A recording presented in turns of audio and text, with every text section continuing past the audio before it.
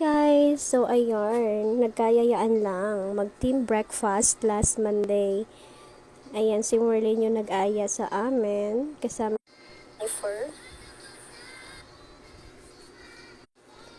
kasama din si TL, pati si AL Watt. So ayun, kain-kain, naka-order na kami dito ng burger, fries, and then sundae.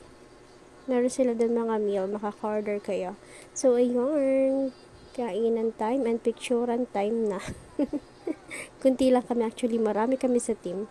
Yung iba kasi may shift pa, naiwan pa sila sa prod. So, kami lang yung nakasama. Ayun, enjoy much. More, team breakfast.